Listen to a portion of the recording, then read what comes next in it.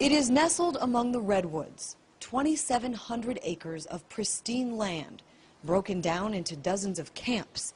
And for 2 weeks every July since the 1880s, they've been filled with some of the most wealthy and powerful men in the world. Many of them arrive on their corporate jets at the nearby Sonoma County Airport. Others arrive in fancy cars, which will fill the on-site parking lot. At its height, there is said to be more than 2,000 men who attend, and as you can imagine, they are well protected by a trove of police. This is private property. Yeah, I know. So we're out covering the protest, and we just wanted to see if there was anyone that could give us... I would like you guys to get off the property, please. There's no way we could just get an escort? No, not at all, and I'll have the police come and arrest you if you don't leave, please. Okay. Thank you. Access is by invitation only, and most pay more than $15,000 to attend. And for more than 35 years, protesters have stood at the entrance gates. Our concern is not what's going on inside of the Grove, but what's happening outside of the Grove with the people that are in here. According to several reports, this is where the idea for the Manhattan Project was conceived back in 1942.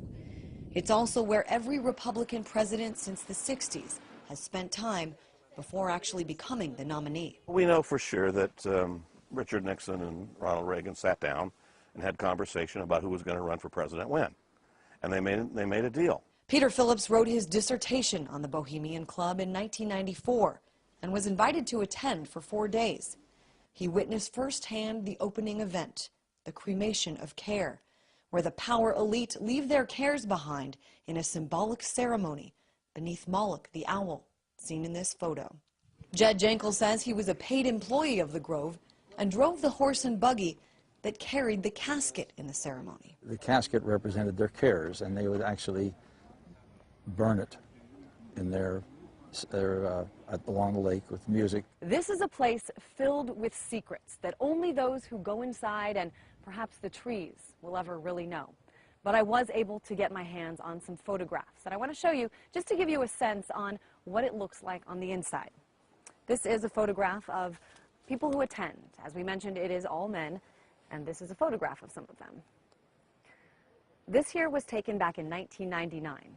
Colin Powell, the back of Donald Rumsfeld's head, and this is Thomas Keane. 2 years later, he would become head of the 9/11 Commission. Here's a picture, Newt Gingrich, Henry Kissinger's son, and another shot of Thomas Keane.